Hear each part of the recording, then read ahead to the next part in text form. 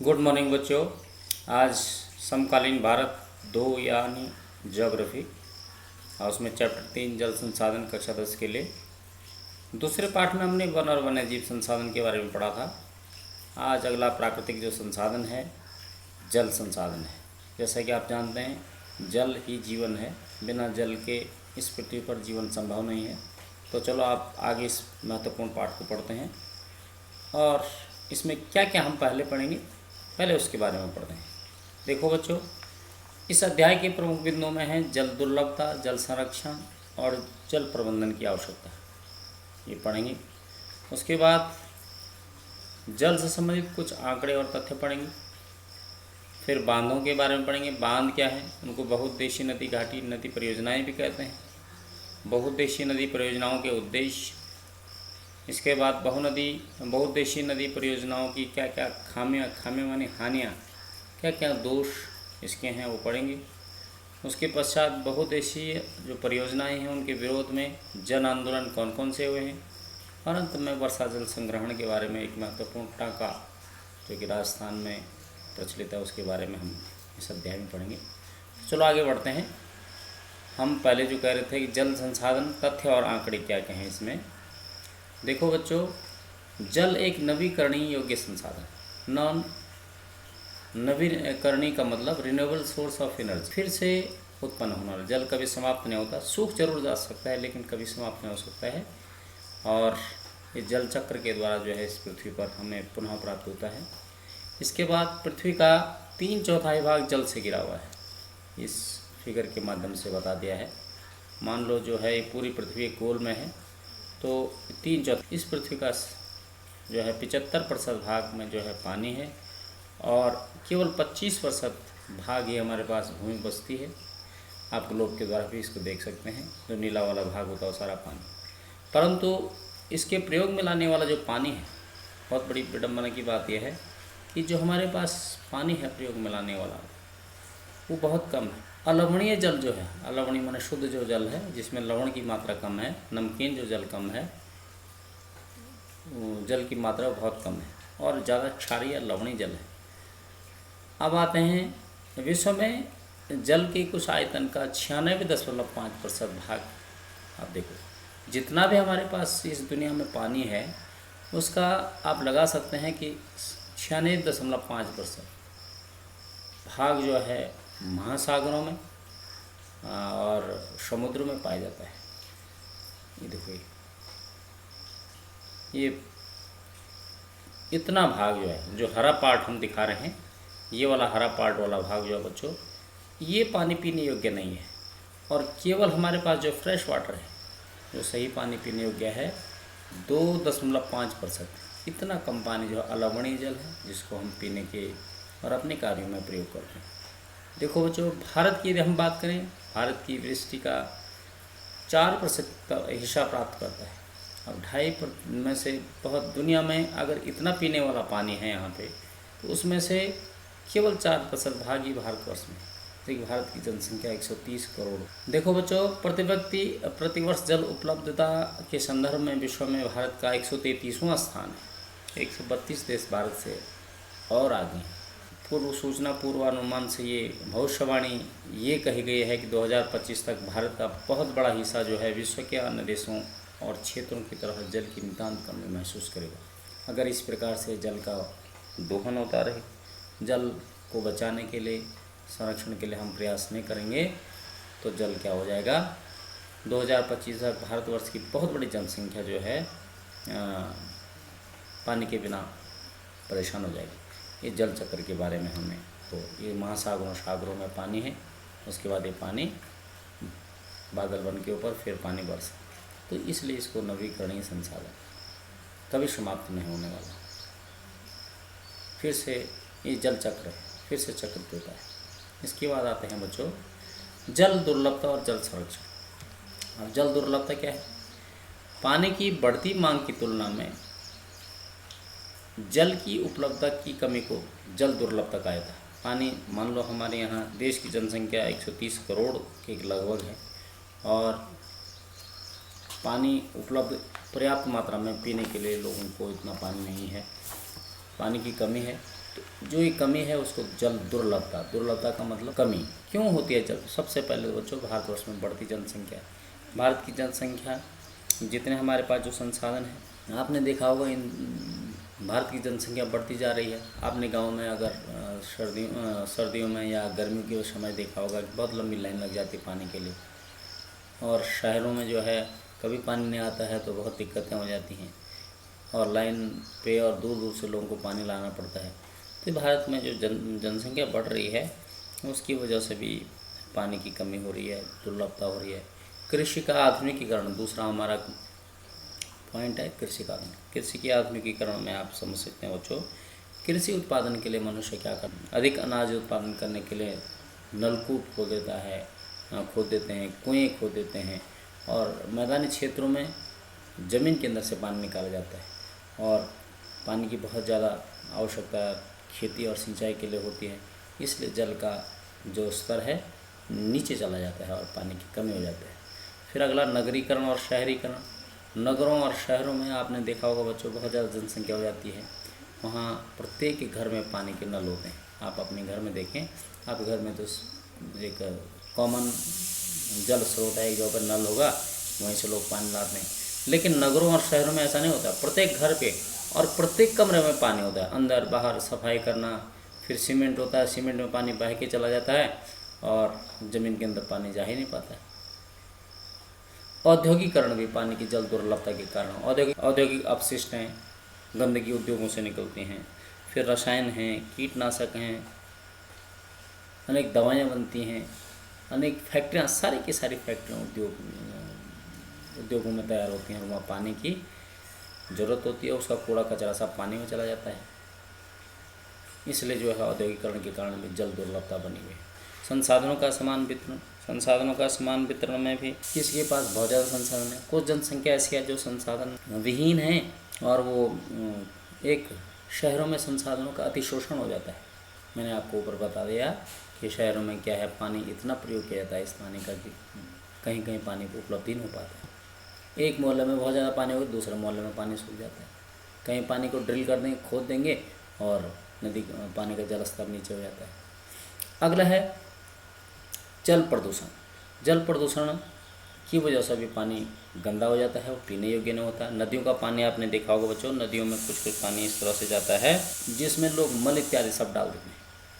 भारतवर्ष में तो प्रधानमंत्री मोदी जी के नेतृत्व में गंगा की सफाई के लिए जो है अनेक अभियान चलाए जा रहे हैं। सफाई पर नदियों की सफाई के लिए भी जो है सरकार प्रयासरत है, वो इसीलिए तो जल प्रदूषण कम हो सके। तो ये थी जल दुर्लभता, और इनके संरक्षण के लिए, इनके बचाने के लिए भी हमें अनेक प्रयास सरकार के द्वारा जो किए जा रहे हैं उनको भी हम आगे पढ़ेंगे। जल संरक्षण वो है कि जल को हम कैसे बचा पाएँ। तो इसके बाद आगे पढ़ते हैं बच्चों। अब आते हैं बांध। बांधों को मैंने जैसे आपको कहा बहुउद्देशीय नदी घाटी परियोजनाएँ भी कहते हैं। देखो बांधों का इतिहास जो है बहुत प्राचीन काल से रहा है। चंद्रगुप्त मौर्य के समय में अनेक बृहद बांध, झील और सिंचाई तंत्रों का निर्माण कराया गया। कलिंग यानी उड़ीसा को पहले कलिंग कहते थे। नागार्जुन कोंडा है आंध्र प्रदेश, बेलूर कर्नाटक में, कोल्हापुर महाराष्ट्र में, इनमें उत्कृष्ट सिंचाई के सबूत मिले हैं, बहुत पुरातन समय के। तो वर्तमान में भी बांध हैं। बांध क्या होते हैं? देखो बच्चों, बांध यानी बहते जल को रोकने, दिशा देने या बहाव को कम करने के लिए खड़ी की गई बाधा, जो आमतौर पर एक जलाशय, झील अथवा जल भरण बनाती है। जलाशय का आप श्रीनगर चले जाइए, श्रीनगर में आप पानी रुका हुआ मिलेगा। ये देखो, ये बांध है। देखो यहाँ से नदी का बहाव यहाँ से था, आगे से इधर से नदी आ रही थी, यहाँ पर इसको रोक दिया गया, तो ये बांध बन गया। ये पानी का जलाशय, पानी रुक गया, यानी बहते हुए जल को, या तीव्र ढलान में अगर पानी बह रहा है उसके बहाव को कम करना, उस पर बाधा खड़ी कर देना, उसको रोक देना, और या तो उसका रास्ता बदल देना। तो उसको आमतौर पर जलाशय भी कहते हैं, झील भी कहते हैं, और जलभरण भी कहते हैं, और इसको बांध भी कहते हैं। इसको दूसरे शब्दों में बहुउद्देशीय नदी परियोजना भी कहा जाता है। बहुउद्देशीय का मतलब होता है नदी घाटियों पर ऐसी परियोजनाएं जिनका उद्देश्य एक न होकर के हमारी बहुत सारी आवश्यकताओं की वो पूर्ति करते हैं, वो बहुउद्देशीय नदी घाटी परियोजनाएं करते हैं। उदाहरण के तौर पर आप टिहरी बांध परियोजना जो भिलंगना और भागीरथी नदी पर बना हुआ है, सतलुज ब्यास में भाखड़ा नागल बांध परियोजना है, उसके अलावा जो है हीराकुंड बांध परियोजना उड़ीसा में है। अब मैं आपको ये बता दूं, परीक्षा में प्रश्न पूछा जा सकता है कि सबसे ऊंचा बांध कौन है, तो पहला बांध टिहरी बांध है जो भागीरथी और भिलंगना नदी पे बना हुआ है, और दूसरा बांध जो सतलुज ब्यास नदी पर भाखड़ा नागल बांध है ये पंजाब में है, और टिहरी बांध जो है उत्तराखंड में है। उसके बाद लंबे बांध के बारे में आ सकता है कि सबसे लंबा बांध कौन है, तो उड़ीसा में हीराकुंड नदी पर बना हुआ हीराकुंड बांध। तो अब हम आते हैं बच्चों कि बहुउद्देशीय जो नदी घाटी परियोजनाएं हैं उनके क्या फ़ायदे हैं, what are the merits and what are the qualities and the what are the profits by the multi um river project परियोजनाओं के क्या क्या फ़ायदे हैं। सबसे पहले तो आप बच्चों बांध क्यों बनाते हैं, बिजली उत्पादन करने के लिए। दूसरा सिंचाई के लिए, जो पानी है रोक करके उससे सिंचाई की जा सकती है। उसके बाद जो है घरेलू औद्योगिक उपयोग के लिए जलापूर्ति, उसके लिए भी बांधों का प्रयोग किया जाता है। आजकल बरसात का सीज़न है, नदियों में पानी बढ़ जाता है, के बाद क्या होता है मैदानी क्षेत्रों में बाढ़ आ जाती है, जैसे उत्तर प्रदेश है, उड़ीसा है, बिहार है, और दक्षिण भारत में भी केरला में आजकल बाढ़ आ रखी है। तो इन क्षेत्रों में बाढ़ कब आती है, जब पानी का जल स्तर बढ़ जाता है, नदियों में पानी बढ़ जाता है बरसात में। तो उस पानी को हम बाढ़ जहाँ जो हमारे बांध बना रखे हैं वहाँ पानी को रोक सकते हैं। ये देखो यहाँ पर पानी के लिए तटबंध है, ये रोक दिया गया। और जब यहाँ पानी फ्लो हो जाता है यहाँ से ज़्यादा बढ़ जाता है, तो फिर यहाँ से इसको खोल दिया जाता है। तो कुल मिलाकर के बांधों से बाढ़ पर नियंत्रण किया जा सकता है। उसके अलावा जो है बांध होते हैं मनोरंजन के साधन होते हैं, वहाँ नौकायन किया जाता है और लोग घूमने आते हैं। पर्यटन की दृष्टि से भी बहुत महत्वपूर्ण हो जाते हैं बांध। उसके अलावा जल क्रीड़ाएँ उसमें होती हैं। उसके अलावा जो है बांधों में मछली पालन, मत्स्य पालन, अनेक प्रकार की मछलियों का उत्पादन किया जा सकता है। उसके बाद जो है अगला फ़ायदा बांधों का ये भी हो सकता है, बशर्ते मैंने इसमें लिखा नहीं है, और रोज़गार के साधन उपलब्ध हो जाते हैं। रोज़गार के साधन, पर्यटन के लिए लोग आएंगे तो अनेक लोगों के जो है उन लोग को रोज़गार मिलेगा। उसके पश्चात जो बिजली पैदा होगी तो उद्योगों का विकास होगा। भाई उद्योगों को चलाने के लिए तो ऊर्जा की आवश्यकता होती है, और ऊर्जा हमें बिजली से मिलती है, और बिजली कहाँ से प्राप्त होगी, बांधों से प्राप्त होती है। रोज़गार के साधन उपलब्ध करें। अब आता है बच्चों बांध का चित्र, मैंने आपको बता दें, एक दृश्य है बहुउद्देशीय नदी घाटी नदी परियोजना का। जैसे इसको मैदानी क्षेत्र का, बस आप टिहरी में जाइए तो वहाँ भी इस प्रकार से बनी हुई है। मौका मिलेगा कभी आप देखो उसको, बहुत बड़ा डैम है, बहुत ऊँचा। उसके बाद आता है बच्चों बहुउद्देशीय नदी परियोजनाओं की हानियाँ। अब मैं आपको ये बता दूँ, बहुउद्देशीय नदी परियोजनाएँ जो हैं बहुत सारे हमने आपको बेनिफिट्स यानी फ़ायदे गिनाए उसके, लेकिन इसके लॉस भी हैं। देखो नदियों पर जो बांध बनने से सबसे पहला नुकसान ये है कि जो प्राकृतिक बहाव है नदियों का वो रुक जाता है।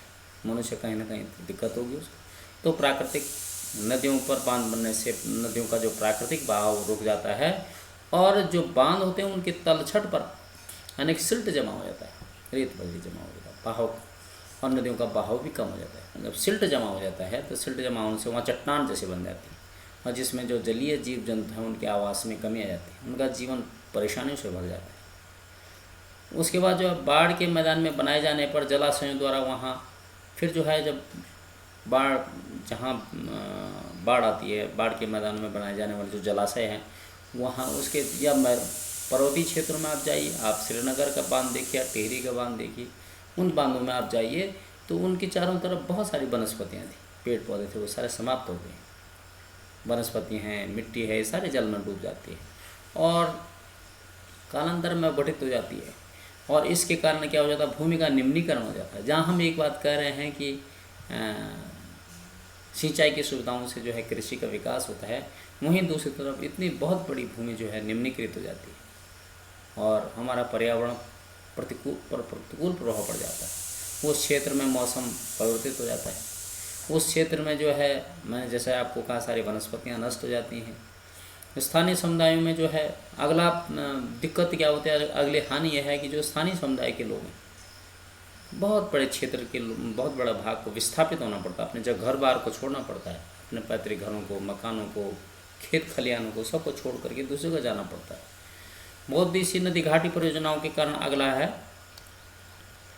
कि बेटा वो होता है भूकंप आने की संभावना बढ़ जाती है। जैसे उत्तराखंड है या कोई भी क्षेत्र है, उत्तराखंड विशेषकर उत्तर भारत का हिमालय जो क्षेत्र है भूकंप की वजह से बहुत सेंसिटिव है। और बांध जब पानी इकट्ठा हो जाता है तो बांध बहुत हैवी होते हैं, भारे होते हैं, और जिससे जो है चट्टानें ढीली हो जाती हैं, और जैसे ही हल्का भूकंप भी आया था तो उनमें जो है टूट फूट हो जाती है, जिससे बहुत नुकसान हो जाता है। और इसके अलावा जो है जल में जो है जल का पानी नदियों का पानी रुका रहता है, पानी रुकने से जल जनित बीमारियाँ हो जाती हैं अनेक प्रकार की। जब पानी रुकता है तो वो सड़ जाता है, गंदगी होती है उसमें, और अनेक बैक्टीरिया विषैले विषाणु पैदा होते हैं उसमें, और उसमें जल जनित बीमारियाँ होती हैं। फसलों को कीटाणु जनित बीमारी हो जाती है, जल प्रदूषण फैल जाता है, वायु प्रदूषण हो जाता है, ये बहुत सारे कारण हैं। भूमि निम्नलिखित हो जाती है और कृषि का ह्रास हो जाता है। तो ये बहुत सारे बहुउद्देशीय नदी घाटी परियोजनाओं के अगर बच्चों नुकसान फायदे हैं तो नुकसान भी।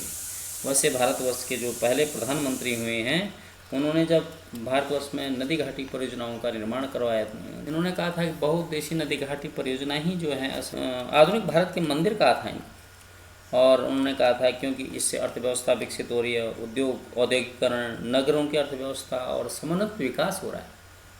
तो देखो बच्चों, एक तरफ यदि विकास है तो दूसरी तरफ हानि में विनाश भी है। तो परीक्षा में ये बहुउद्देशीय नदी घाटी परियोजनाएँ क्या हैं, इनके क्या उद्देश्य हैं, इनके क्या फ़ायदे हैं और क्या क्या इनसे हानि नुकसान हैं। इसके बाद आता है भारत की प्रमुख नदी ये नदियाँ और बांध बने हुए हैं, ये सारे के सारे देखो उत्तर भारतवर्ष में अनेक नदियाँ हैं, ये आपने 9th में भी पढ़ा है नदियों के बारे में। और यहाँ देखो बच्चों सिंधु नदी, झेलम नदी, ये सारी की सारी नदियाँ हैं, इन पर बांध बने हुए हैं। ये भाखड़ा नंगल बांध यहाँ पे, टिहरी में भी यहाँ बांध है, टिहरी बांध है, ये काले काले जो दिखा रखे हैं, कॉपी में लिखेंगे और इन बांधों और नदियों का प्रवाह अपनी कॉपी में दर्शाएंगे। इसके बाद आता है बच्चों बहुउद्देशीय नदी परियोजनाओं के विरोध में आंदोलन। अब आंदोलन बहुत सारे हुए। देखो बच्चों, भारतवर्ष में दो बहुत बड़े बड़े आंदोलन हुए हैं, एक तो नर्मदा बचाओ आंदोलन और दूसरा टिहरी बांध आंदोलन। जो बड़े बांध थे उनसे ये सामाजिक आंदोलन, समाज में रह करके सब लोगों ने आंदोलन किया। इस नर्मदा नदी का पानी जो है आंध्र प्रदेश में जाता है, कर्नाटक में जाता था। तो जब यहाँ पानी रोक देंगे तो आंध्र प्रदेश और कर्नाटक को पानी रोकने पर नुकसान हो जाएगा, वहाँ पानी कमी हो जाएगा। जैसे टिहरी में क्या है, पानी रोक करके टिहरी गंगा नदी का पानी कहाँ जाता है, तुम्हारा उत्तर प्रदेश, बिहार, इलाहाबाद होते हुए और पश्चिम बंगाल होते हुए सीधे बंगाल खाड़ी में करते। तो अगर यहाँ पानी रोक दिया जाएगा तो आगे हरिद्वार से आगे जो है मैदानी क्षेत्रों में पानी की कमी होगी। तो इन सब चीज़ों को लेकर के या जो आंदोलन हुए, मुख्य आंदोलन, स्थानीय लोगों ने अपने विस्थापन के कारण भी इन आंदोलनों को क्या क्या है बल मिला। तो नर्मदा बचाओ आंदोलन में मुख्य रूप से आंध्र प्रदेश और कर्नाटक के लोगों ने किया था, और वहाँ के स्थानीय लोगों ने बृहद रूप से विस्थापन की वजह से समुदाय ने जो है आंदोलन किया। उसी तरह से टिहरी बांध आंदोलन भी इसलिए हुआ था बच्चों, क्योंकि टिहरी में बहुत बड़ा क्षेत्र जलमग्न हो गया था, पानी में डूब गया था, और वहाँ के लोगों का विस्थापन विभिन्न जगह किया गया, और उनकी भावनाएं, उनके अपने क्षेत्र से लगाव की वजह से लोगों ने एक बहुत बड़े समुदाय और समाज ने जो है आंदोलन किया था। उस आंदोलन के नेता सुंदरलाल बहुगुणा भी थे। उसके अलावा जो है टिहरी बांध में आंदोलन का मुख्य कारण ये भी था कि झील बहुत ऊंची थी, बहुत बड़ा पानी का क्षेत्र रोका गया था, और उससे उसकी चारों तरफ जो भी जगह थी वहाँ पर्यावरण प्रभावित हो रहा था। उसके अलावा जो है बहुउद्देशीय परियोजनाओं में आंदोलन इसलिए भी आंदोलन हुआ कि लाभ के बंटवारे को लेकर के अंतर्राज्यीय झगड़े। एक तरफ जो है बांध उत्तराखंड में बना हुआ है टिहरी बांध, तो उत्तर प्रदेश वाले के सरकारें भी उस पर अपना अधिकार जमा रही। उसी तरह से सरदार सरोवर बांध जो है नर्मदा नदी पे बना है, तो महाराष्ट्र, गुजरात, आंध्र प्रदेश और कर्नाटक ये सरकारें आपने जो है लाभ और लागत और कमाई के लिए आपस में झगड़ते रहे। तो जब ये इस प्रकार के राज्यों के बीच में झगड़े होते हैं बच्चों, तो उसका समाधान कौन करता है? देश की सर्वोच्च न्यायालय, सुप्रीम कोर्ट ऑफ इंडिया। तो इस तरह से अब आता बच्चों वर्षा का जल संग्रह, और जल इतना महत्वपूर्ण है। तो जो पानी हमारे पास पीने की पानी की कमी है उसको हम कैसे बचा सकते हैं, तो उसको हम वर्षा के जल संग्रहण की वजह से के कारण बचा सकते हैं कि वर्षा का जो पानी होता है बड़ा शुद्ध होता है। तो धरातल पर गिरने वाले वर्षा के बूंदों को संचय कर उपयोग करने के लिए वर्षा जल संग्रहण करते हैं, रेन वाटर कलेक्शन। ये बहुत इम्पोर्टेंट है। वर्षा जल संग्रहण परीक्षा में आएगा। वर्षा जल संग्रहण वह है जो कि वर्षा के कारण धरातल पर जल की बूंदें जो गिरती हैं उनको संचय का मतलब इकट्ठा करना और उनको जो है अपने प्रयोग में लाना। तो ऐसी प्रक्रिया को वर्षा का जल संग्रहण, रेन वाटर हार्वेस्टिंग कहते हैं। और पहाड़ी और पर्वतीय क्षेत्र में देखा बच्चों, आपने देखा होगा कि बारिश बहुत हो जाती है, लेकिन जब बारिश नदियाँ बहती हैं लेकिन ऊंचाई वाले स्थान पर पानी उपलब्ध नहीं होता है, बहुत नितांत पानी की कमी को झेलते हैं। तो पहाड़ी क्षेत्रों में इस प्रकार से दिखा रखा है। पहाड़ी और पर्वतीय क्षेत्र में लोग गूल यानी कुल, पश्चिमी हिमालय में गूल या कूल भी बोलते हैं उनको, जैसी वाहिकाएँ बनाते हैं और वो नदी की धारा को बदल कर रहा माने लोग क्या करते हैं उन कूलों को, नदी से छोटे छोटे नदी हैं तो हमारी लस्तर नदी है या छोटे छोटे जो भी नदी हैं वहाँ से कूल निकाल कर सिंचाई करते हैं। तो या अपने घरों पे क्या करते हैं लोग, थाले खाले बनाते हैं बहुत ऊंचाई पे। आप 2 खाल ऊपर का हुआ तो ये खाल रहा, वो खाल माने पानी को इकट्ठा किया हुआ है यहाँ, ये देखो। और ये वर्षा जल संग्रहण यहाँ का, ये इस तरह से यहाँ से पानी इकट्ठा होगा और ये भूमिगत टैंक बना रखा है। राजस्थान में पानी इस प्रकार के, राजस्थान में जो है इस प्रकार से रेन हार्वेस्टिंग होती है। राजस्थान में छत वर्षा जल संग्रहण का तरीका आम है, क्योंकि छत का जो पानी होता है उसको टैंक में जमा करते हैं। अब इसके बारे में आगे बढ़ते हैं। पश्चिम बंगाल में बाढ़ के मैदान में लोग अपनी खेती की सिंचाई के लिए बाढ़ जल वाहिकाएँ बनाते हैं। जैसे बाढ़ आती हैं तो जल वाहिकाएँ उनको जो है खेत बाढ़ के पानी को उस क्षेत्र में ले जाते हैं जहाँ पानी नहीं पहुँच पाता है। ये देखो। अर्धशुष्क का शुष्क क्षेत्रों में लोग इस प्रकार का काम करते हैं। इस प्रकार से लोग गड्ढा बना देते हैं, हौज टाइप का बनाते हैं, ताकि जो है गड्ढे बनाए जाते हैं ताकि मृदा को सिंचित किया जा सके और संरक्षित जल को खेती के उपयोग में। और इस प्रकार से खुला जल है, इसको इकट्ठा करके लोग बरसात का पानी, आजकल बरसात है, बरसात का पानी इसमें जमा हो जाता है और उसके बाद उसका उपयोग लोग अपने खेतों में सिंचाई के लिए कर देते हैं।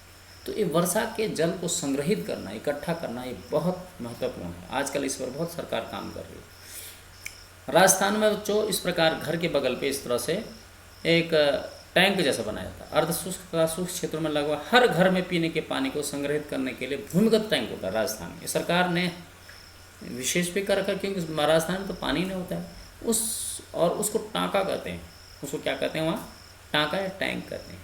राजस्थान में जहाँ अर्धशुष्क माने सूखा होता है या सूखा वाला ज़्यादा क्षेत्र होता है, वहाँ लगभग हर घर में पीने के पानी के लिए को इकट्ठा करने के लिए, जो वर्षा का पानी है उसको इकट्ठा करने के लिए ज़मीन के अंदर टैंक बनाए रहते हैं घर पे। और जब पानी की बारिश बंद हो जाती है तो उसके बाद उस पानी को पीने में के लिए प्रयोग में लाया जाता है। तो उसको कहते हैं टैंक या टाँका। और उससे क्या होता है, दूसरा फायदा उससे ये होता है कि घर पे अगल बगल जो है ठंडक या नमी बनी रहती है। तो एक महिला का यहाँ पर चित्र है, देखो इस तरह से पानी निकाल रही है पाइप डाल कर, ये टाँका का दृश्य है। तो बच्चों ये था तुम्हारे पास जल संसाधन। मैंने संक्षिप्त में आपको पूरा बताने का प्रयास किया है। आप इस पाठ को देखो, पढ़ो और समझो, और मैं कुछ प्रश्न उत्तर भी दूंगा, उनको करेंगे। इसको 1-2 बार सुनो पहले, ठीक है? Okay, good bye.